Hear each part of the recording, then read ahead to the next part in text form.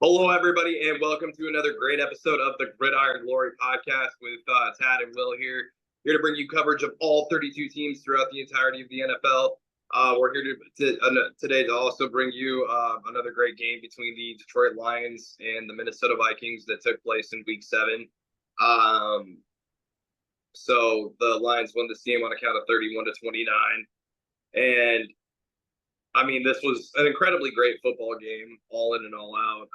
Minnesota got off to a really hot start in the first quarter, and then Detroit made a very astounding resurgence going into halftime.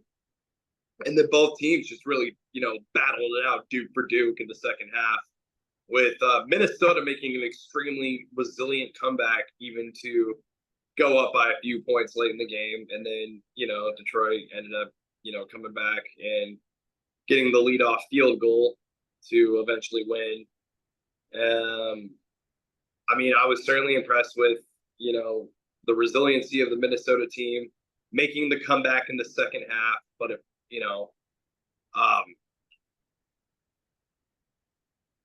well, first of all, Jahmyr Gibbs really went off for an astounding performance, 116 yards and 2 touchdowns. And Tad, where would you rank Jahmyr Gibbs amongst running backs in the NFL? Yeah, Jahmyr Gibbs is an outstanding playmaker. I mean, he's definitely a running back, but he's more than just a running back. He's a running back. He can play some slot. He can make plays in the pass game. Also, the 4 catches for 44 yards, including some big plays in that game-winning drive. It's definitely hard to view him any worse than, at the very least, a top 10 running back when they get him involved. The thing is, they just have an interesting, thunder and lightning approach in the backfield with David Montgomery, the more traditional power running back, the bruiser. He can get the tough yards, not an easy guy to tackle. And then they got the lightning with Jahmyr Gibbs just running by everyone. So just an incredibly well-built backfield that the Vikings had some issues stopping, especially with Gibbs. So he was probably one of the best players in the game, you could say.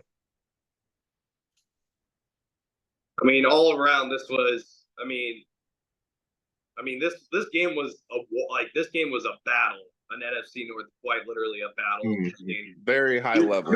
Two teams that wanted to make a statement, and two teams that clashed at a very high level. Two teams that really wanted to, for sure, take the lead in the NFC North. And just, unfortunately, Tad, for your bikes, it was the Lions that came out on top. That they did.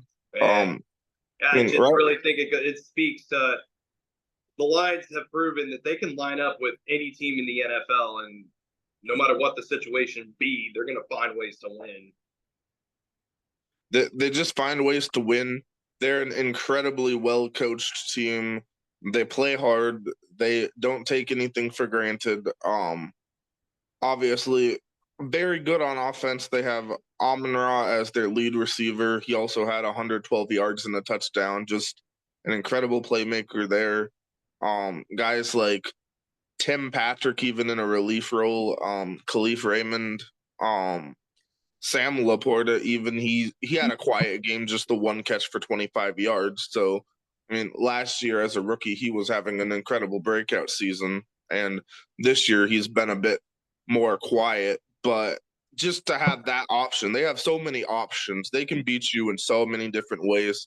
And not to even mention the best unit on this offense that doesn't get any credit, but they deserve to. Their offensive line is the best in the league. They've got an incredible offensive line. The led by Sewell's probably the best offensive tackle in the league. You got just so many pieces on this offense that can just pave the way for pure domination. We saw that on the game-winning drive. We saw that in the second quarter when they scored the 3 touchdowns. Just an incredible football team. Their defense had some good moments. They struggled a bit against the Vikings. The Vikings provided some struggle for the defense, but even still, they've got some pieces, and obviously it's going to look a little different without Aiden Hutchinson. We know that. He's incredible, but they still have some pieces. Kirby Joseph, Jack Campbell made some big plays. Brian Branch, the big interception there that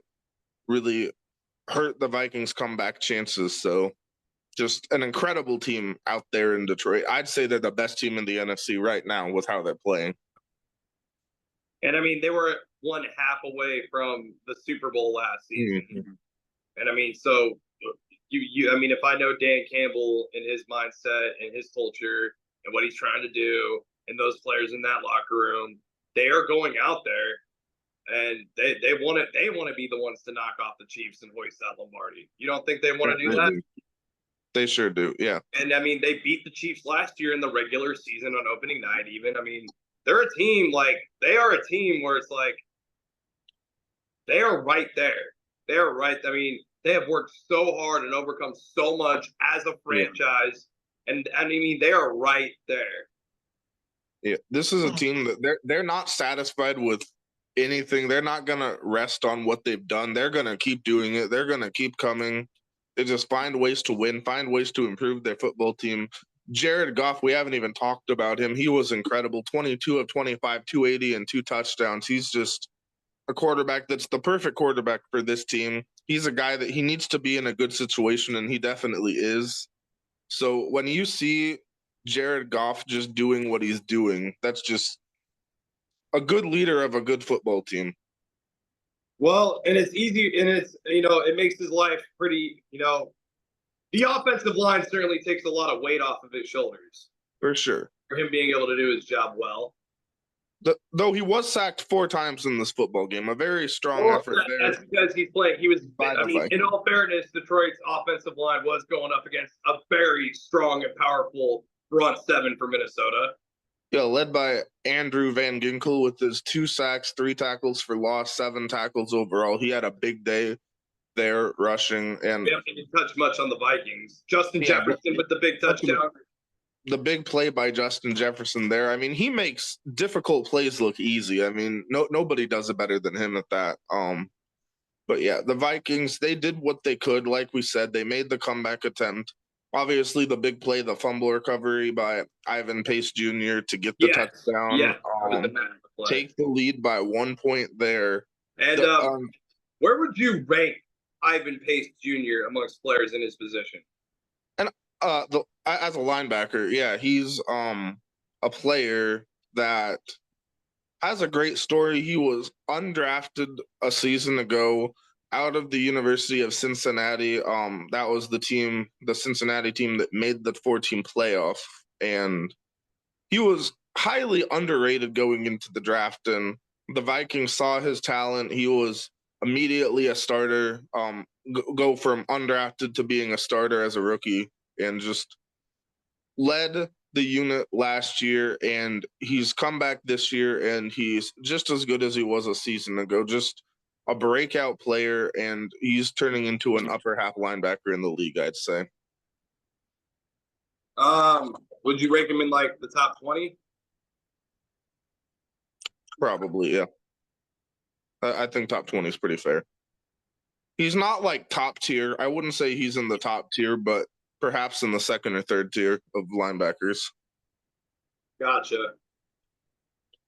But yeah, I don't really have any other final thoughts or takes on this game. It was a pretty impressive performance, but like the NFC North standings, so Detroit does take the outright lead with the tiebreaker head to head. Yeah, with the tiebreaker. It's both teams are 5-1. And Green with Bay the half game back.